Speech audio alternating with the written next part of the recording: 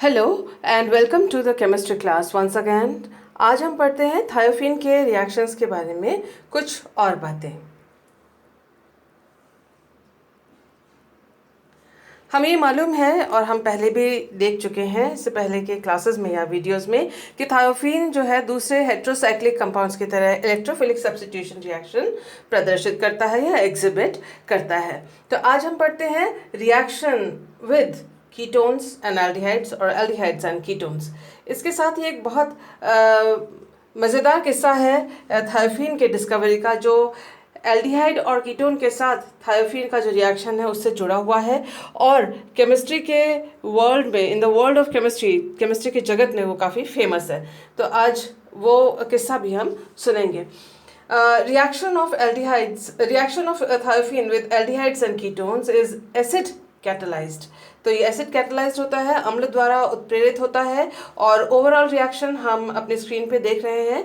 ये देखिए थायोफीन के हर कार्बन पर जो है वो एक एक हाइड्रोजन है, जो कि आमतौर पर जो प्रचलन है, जो तरीका है फॉर्मूले को शो करने का, उसमें जो हाइड्रोजन है उसको दिखाया नहीं जाता। लेकिन यहाँ पर हाइड्रोजन को इसलिए दिखाया गया है इन दोनों पोजिशंस पर, ताकि जो मैकेनिज्म या फिर आप जो रिएक्शन है उसको आप बेहतर तरीके से समझ सकें और याद रख सकें। ये है हमारा कार्बोनाइल कंपाउंड में C डबल बॉन्ड O ये रहा, और इस O के साथ आप इसको रिएक्शन को याद कैसे करेंगे, इसलिए इसको इस प्रकार से दिखाया हुआ है। ये देखिए, यहाँ का एक हाइड्रोजन, यहाँ का एक हाइड्रोजन, इन दोनों थायोफीन्स के का एक एक हाइड्रोजन अल्फा पोजीशन का, और वो ऑक्सीजन ऑफ कार्बोनाइल ग्रुप के साथ निकलकर -H2O निकल जाता है यहाँ से, और इसको हमने रेड डॉटेड लाइन से इस प्रकार से दिखाया है in the presence of acid, अम्ल की उपस्थिति में। और इस प्रकार से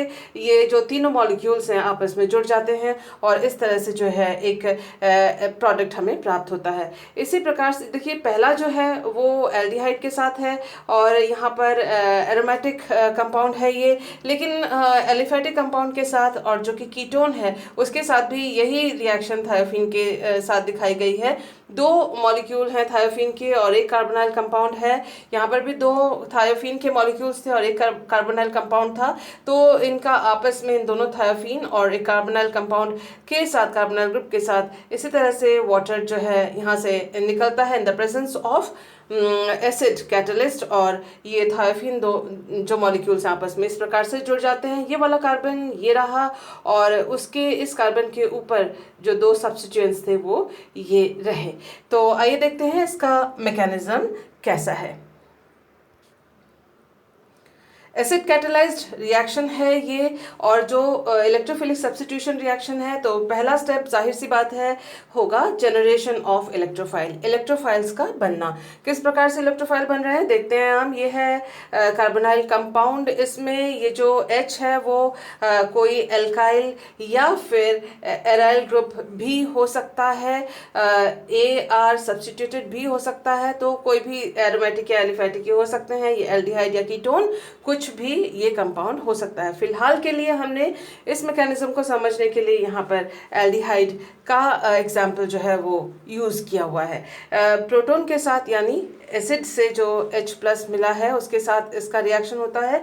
हमें मालूम है कि C डबल बॉन्ड O में जो पाई इलेक्ट्रॉन है, यहाँ पर पाई इलेक्ट्रॉन ऑक्सीजन अपने इलेक्ट्रोनेगेटिविटी ज़्यादा होने के कारण अपनी ओर उन इलेक्ट्रॉन्स को खींच लेता है, जिसकी वजह से आता है इसके ऊपर डेल्टा- चार्ज, और कार्बन के ऊपर होता है डेल्टा+ चार्ज कार्बोनाइल ग्रुप में। इस बात को ध्यान में रखते हुए हमें ये मालूम चल रहा है कि वी नो दैट जो H+ है वो ऑक्सीजन से जाकर ही जुड़ेगा। तो यहाँ पर हुआ C डबल बॉन्ड O के ऑक्सीजन पर H, और जिसकी वजह से ऑक्सीजन पे हो गए 3 बॉन्ड्स, और जो कि एक नॉर्मल कंडीशन नहीं है, इसलिए ऑक्सीजन के ऊपर आ जाएगा प्लस चार्ज। अब देखिए, देखिए जो कार्बन और ऑक्सीजन बॉन्ड है, इसमें ऑक्सीजन ज़्यादा इलेक्ट्रोनेगेटिव है, कार्बन कम इलेक्ट्रोनेगेटिव है या ज़्यादा इलेक्ट्रोपॉजिटिव है, जिस वजह से जो पॉजिटिव चार्ज होना चाहिए वो स्टेबल तब होगा अगर वो इन दोनों में से जो ज़्यादा इलेक्ट्रोपॉजिटिव है उसके ऊपर प्लस चार्ज आ जाए। यही वजह है कि इसका रेजोनेटिंग फॉर्म जो है दूसरा इस प्रकार से है कि ये पाई इलेक्ट्रॉन्स जो है वो ऑक्सीजन के ऊपर चले जाते हैं, जैसे कि इस लाल तीर के निशान के द्वारा दिखाया गया है, और ये डबल बॉन्ड जो है वो सिंगल बॉन्ड में कन्वर्ट हो जाता है क्योंकि पाई बॉन्ड जो है उसके इलेक्ट्रॉन्स चले गए, पाई बॉन्ड खत्म हो गया। और साथ ही साथ आप देखिए कि कार्बन पर जो रह गए अब 3 वैलेंसीज, इलेक्ट्रॉन की कमी हो गई और इसके ऊपर आ गया प्लस चार्ज। तो ये जो स्पीशीज बना है कैटायनिक स्पीशीज जिसमें कार्बन के ऊपर प्लस चार्ज है, वो है इलेक्ट्रोफाइल इस रिएक्शन के अंदर। So the second step is attack of electrophile on the thiophene ring carbon atom. तो रिंग जो कार्बन रिंग का जो कार्बन है, वलय का जो कार्बन है, उसके ऊपर जो है इस इलेक्ट्रोफाइल का अटैक होगा सेकेंड स्टेप में। तो ये देखिए ये है थायोफीन का मॉलिक्यूल। थायोफीन के मॉलिक्यूल में जो सल्फर है वो अपने लोन पेयर ऑफ इलेक्ट्रॉन्स वलय को देगा। तो यहाँ पर जो है इस तीर के निशान के द्वारा इलेक्ट्रॉन का शिफ्ट दिखाया गया है। तो यहाँ सिंगल बॉन्ड था, सिंगल बॉन्ड की जगह इलेक्ट्रॉन शिफ्ट होने पर आ जाएगा डबल बॉन्ड। नेक्स्ट ये जो कार्बन है इसमें 5 बॉन्ड्स नहीं हो सकते क्योंकि हर कार्बन पर एक एक हाइड्रोजन है, हमें मालूम है। तो ये जो पाई इलेक्ट्रॉन्स है वो इन दोनों के बीच में शिफ्ट हो जाएगा, जैसे कि इस तीर के निशान या डबल हेडेड रेड जो कर्व एरो के द्वारा दिखाया गया है, और जिसकी वजह से एक डबल बॉन्ड यहाँ आ जाएगा। फिर ये जो पाई बॉन्ड के इलेक्ट्रॉन्स हैं वो अल्फा कार्बन के ऊपर शिफ्ट हो गए, तो यहाँ पर एक नेगेटिव यहाँ पर नेगेटिव चार्ज आ जाएगा। और क्योंकि यहाँ पर सल्फर के बीच के साथ जो है एक सल्फर ने अपने इलेक्ट्रॉन पेयर दिए हैं रिंग को, तो सल्फर के ऊपर ये 3 बॉन्ड्स हो गए, तो सल्फर के ऊपर प्लस चार्ज आ जाएगा। तो इन जो इलेक्ट्रॉन शिफ्ट है उसकी वजह से सल्फर के ऊपर प्लस चार्ज और अल्फा कार्बन के ऊपर नेगेटिव चार्ज आएगा।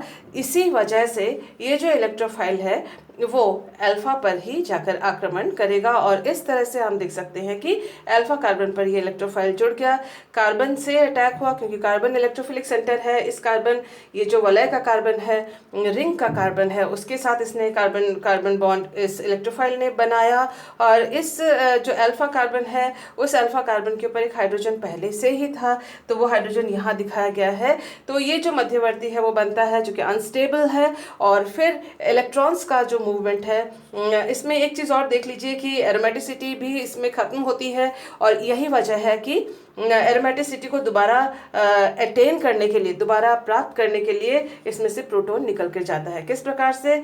इस कार्बन हाइड्रोजन बॉन्ड के जो इलेक्ट्रॉन्स हैं, आप देखिए इस लाल तीर के निशान के द्वारा दिखाया गया है कि इस बंद के इलेक्ट्रॉन्स जो हैं वो यहाँ शिफ्ट हो रहे हैं, जिसकी वजह से ये बॉन्ड बन रहा है। साथ ही साथ जैसे इलेक्ट्रॉन शिफ्ट होते हैं तो ये कार्बन हाइड्रोजन बॉन्ड ये टूट जाता है, तो ये यहाँ से टूट गया ये बॉन्ड। तो देखिए यहाँ पर कोई कार्बन हाइड्रोजन बॉन्ड नहीं है और हाइड्रोजन H+ के रूप में यहाँ से निकल आया है।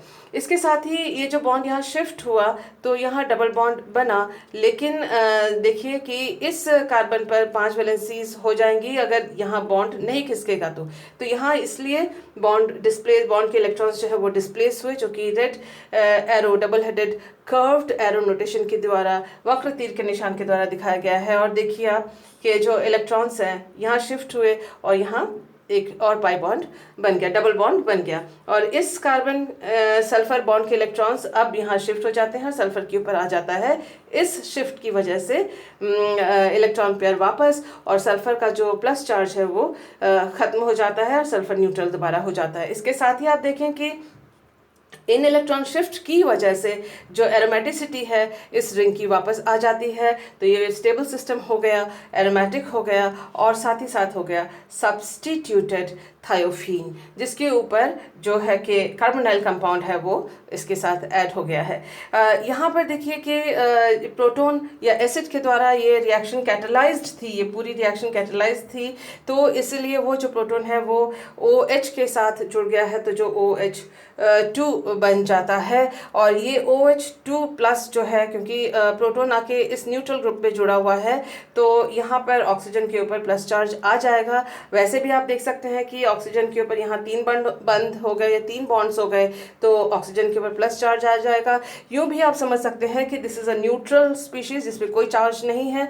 ये एक चार्ज वाला स्पीशीज़ है, तो ये 0 चार्ज, इसके ऊपर +1 चार्ज, 0 और +1 मिलकर हो गए +1, तो वो +1 चार्ज यहाँ पर इस स्पीशीज़ के ऊपर आया। OH जो है जैसे ही प्रोटोनेटेड हो जाता है तो वो एक गुड लीविंग ग्रुप हो जाता है, अच्छा निष्कासित होने वाला समूह में कन्वर्ट या परिवर्तित हो जाता है, जिसकी वजह से जो कार्बन ऑक्सीजन बॉन्ड है उसके इलेक्ट्रॉन्स जो ऑक्सीजन है उसने अपनी ओर ले लिए और जैसे कि इस रेड एरो से दिखाया गया है, और ये वाला बॉन्ड टूट जाता है, ये वाला बॉन्ड टूट जाता है और H2O निकल कर आ जाता है, जिसके नतीजन, जिसके रिजल्ट से as a result of which carbon acquires positive charge, जिसकी वजह से, जिसके नतीजन जो है कार्बन के ऊपर एक प्लस चार्ज, प्लस आवेश आ जाता है। अब ये जो है ये एक इलेक्ट्रोफाइल की तरह कार्य करता है।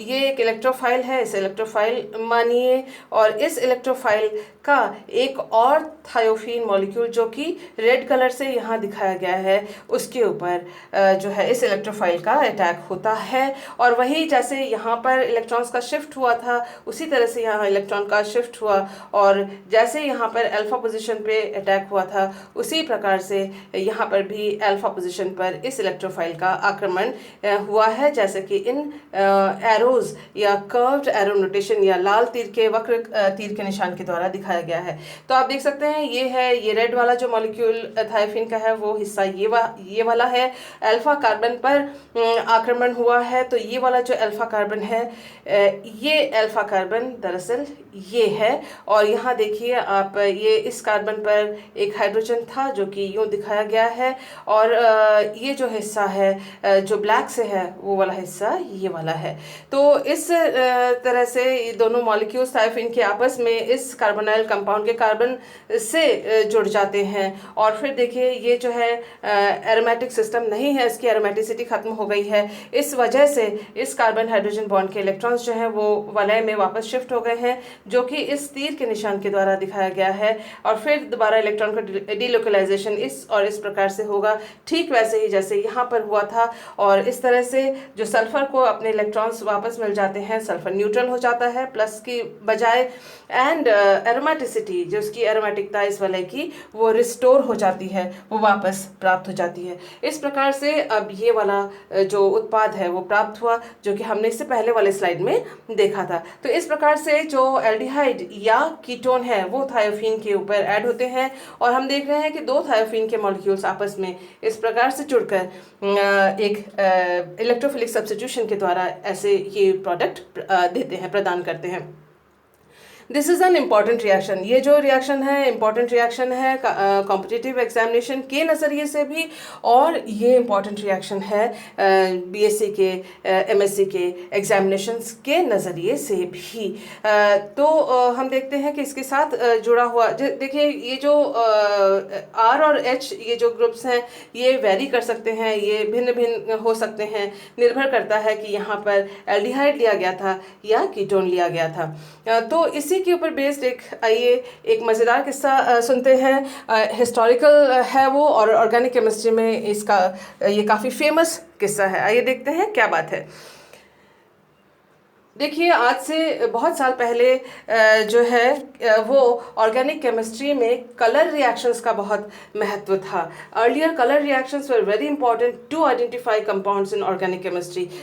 भिन्न भिन्न प्रकार के यौगिकों को उनके द्वारा ऐसे रिएक्शंस जो कि कलर चेंज से आते हैं, जैसे कोई यौगिक रंगहीन है, कलरलेस है, उससे कुछ मिलाया, दूसरा रिएजेंट मिलाया तो नीला कलर आ गया या लाल कलर आ गया, या फिर कोई नीले कलर का मिक्सचर है उसमें कुछ मिलाया तो कलर उड़ गया। इस प्रकार के जो रिएक्शंस हैं उनका बहुत महत्व था ऑर्गेनिक कंपाउंड्स को पहचानने में, उनकी पहचान करने में, उन्हें आइडेंटिफाई करने में।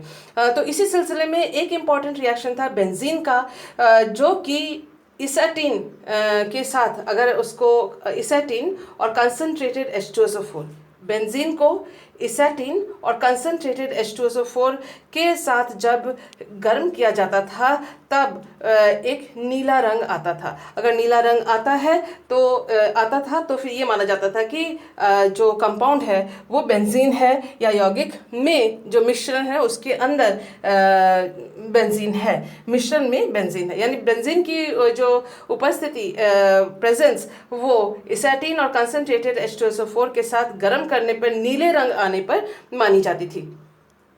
उस समय आपने विक्टर मेयर का नाम सुना होगा। अल्कोहल का जो कलर टेस्ट है उसमें भी विक्टर मेयर का एक टेस्ट है, Victor Meyer colour test for identification of alcohols. वो बहुत इंपॉर्टेंट रिएक्शन है और फेमस रिएक्शन है। तो विक्टर मेयर ने 1882 में जब अपनी क्लास को पढ़ा रहे थे, बीएससी की क्लास को पढ़ा रहे थे, अंडर ग्रेजुएट क्लास को, और उस समय केमिस्ट्री क्लास में उन्होंने एक टेस्ट करके दिखाया बेंजीन का। जैसे कि वो हमेशा से बेंजीन का टेस्ट करके दिखाते थे अपनी क्लास को, लेकिन उस दिन 1882 में उनकी क्लास में वो जो टेस्ट है वो फेल हो गया, यानी नीला रंग जो है वो नहीं आया। तो रिएक्शन फेल हो गई। स्टूडेंट्स को बहुत मज़ा आया, क्लास को बहुत मज़ा आया, लेकिन विक्टर मेयर और जो उनका जो असिस्टेंट है, लैब असिस्टेंट जो उनके साथ काम करवाता था, या फिर जो भी असिस्टेंट उनके साथ उस वक्त था, उसको बहुत बुरा लगा। तो विक्टर मेयर ने क्लास के बाद जो है ये पता करने की कोशिश की कि गलती कहाँ हुई है। ये पता पड़ा, it was found that his assistant used benzene made by decarboxylation of benzoic acid. तो ये देखिए, जो असिस्टेंट ने जब बेंजीन लाने के लिए अपने लैब में गया, स्टोर में गया, तो उसको देखा कि वहाँ बेंजीन ख़त्म हो चुका है। तो बेंजीन फिनिश हो चुका है, क्लास चल रही है, विक्टर मेयर को डिमॉन्स्ट्रेशन के लिए बेंजीन चाहिए, तो उसने फटाफट बेंजीन को बनाया बेंजोइक एसिड से डीकार्बोक्सिलेशन के द्वारा। और जो ये बेंजीन प्राप्त हुआ वो बेंजीन प्योर बेंजीन था, एकदम 100% प्योर बेंजीन उसने वो लेकर गया। इस बात की खुशी थी कि मैं एकदम प्योर कंपाउंड लेके जा रहा हूँ। लेकिन उससे पहले जब विक्टर मेयर जो टेस्ट के लिए, या दूसरे लोग जो टेस्ट के लिए यूज़ करते थे, वो था कमर्शियल बेंजीन। कमर्शियल बेंजीन जो मार्केट में मिल रहा है बेंजीन, उसका इस्तेमाल होता था टेस्ट के लिए। और बात ये थी कि प्योर बेंजीन में थायोफीन नहीं था, जबकि कमर्शियल बेंजीन में थायोफीन था। और इसीलिए जब प्योर बेंजीन से ये इसाटीन मिलाकर और कंसनट्रेटेड H2SO4 के साथ हीट किया विक्टर मेयर ने, तो कोई कलर नहीं आया। जबकि जो मार्केट से कमर्शियल बेंजीन लाते थे, कमर्शियल बेंजीन में क्योंकि थायोफीन होता था, उसी थायोफीन का रिएक्शन इसेटिन और कंसनट्रेटेड H2SO4 के साथ होता था गर्म करने पर, जिससे कि नीला रंग आता था। तो इस गलती की वजह से, इस फेल्ड टेस्ट की वजह से थायोफीन का आविष्कार हुआ। और ये बहुत फेमस किस्सा है ऑर्गेनिक केमिस्ट्री में, स्पेशली हेट्रोसाइक्लिक कंपाउंड्स में। तो इस प्रकार से ये भी पाया गया कि ये जो रिएक्शन थी, नीले रंग का जो कलर आता था, वो रिएक्शन था reaction of carbonyl group with thiophene. तो इस तरह से वो रिएक्शन का भी डिस्कवरी हुई और थायोफीन की भी डिस्कवरी हुई। तो आइए देखते हैं वो फेमस रिएक्शन क्या है। देखिए, ये है सल्फर, ये है इसेटिन। इसेटिन में आप देखिए, ये है थायोफीन और ये है इसेटिन। और इसमें इसेटिन में देखिए कि यहाँ जो है वो कार्बोनाइल ग्रुप हैं, 2 कार्बोनाइल ग्रुप्स हैं इसेटिन में। और कंसनट्रेटेड सल्फ्यूरिक एसिड के साथ ये रिएक्शन होती है, और अल्फा कार्बन, जो अल्फा कार्बन है थायोफीन का, उसके साथ ये जो कार्बोक्सिलिक का जो कार्बोनाइल ग्रुप है, उसका कार्बोनाइल ग्रुप का रिएक्शन हुआ। इस तरह से दोनों अल्फा ग्रुप में जुड़े। इसके साथ ही आप देखें कि ये एसिड के प्रेजेंस में वाटर निकल जाता है, और यहाँ से ये वाला जो एक स्ट्रक्चर प्राप्त होता है, इस प्रकार से जो दिखाया गया है। ये दोनों स्ट्रक्चर्स जो हैं ये आपस में रिएक्ट करते हैं और ये जुड़ जाते हैं और इस तरह का मध्यवर्ती बनाते हैं। अब इस मध्यवर्ती को ध्यान से देखिए। इस मध्यवर्ती में देखिए double bond, single bond, single bond, single bond, double bond. देखिए ये डबल बॉन्ड है, उसके बाद एक सिंगल बॉन्ड, फिर सिंगल बॉन्ड, फिर सिंगल बॉन्ड और फिर एक डबल बॉन्ड है। और फिर यहाँ पर देखिए single double, single single double या डबल, इस तरह से है। लेकिन लेकिन इसमें फर्दर जो है इस तरह से ये कंपाउंड जो है वाटर और एसिड प्रोटॉन के लूज करने पर ये इस तरह से इंडोफिनाइन देता है। इसमें और इसमें जो बेसिक अंतर है, इन दोनों कंपाउंड्स में जो बेसिक अंतर है वो ये कि इंडोफिनाइन जो कि नीले रंग का है, उसमें रंग इसलिए आता है क्योंकि इसमें alternate double bond single bond double bond single bond double bond single bond की लंबी श्रृंखला है। ये देखिए पूरा ये जो सिस्टम है ये डबल बॉन्ड सिंगल बॉन्ड से भरा हुआ है। तो इस तरह से जब डबल बॉन्ड और सिंगल बॉन्ड का जो लंबी श्रृंखला होती है वो दृश्य क्षेत्र में, दृश्य स्पेक्ट्रम में यानी विजिबल स्पेक्ट्रम में लाइट एब्जॉर्ब करती है, और ये जो कंपाउंड है वो ब्लू लाइट एब्जॉर्ब करती है। इस वजह से एक्सक्यूज मी, इस वजह से थायोफिन जो है वो एसाटिन के साथ नीला रंग देता था।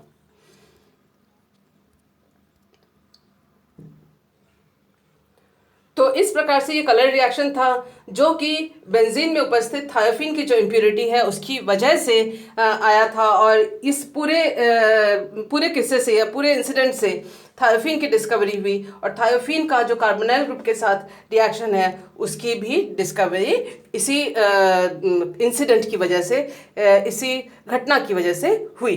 आइए देखते हैं हम नेक्स्ट रिएक्शन। नेक्स्ट रिएक्शन जो हमारी स्क्रीन पे है वो है मर्क्यूरेशन।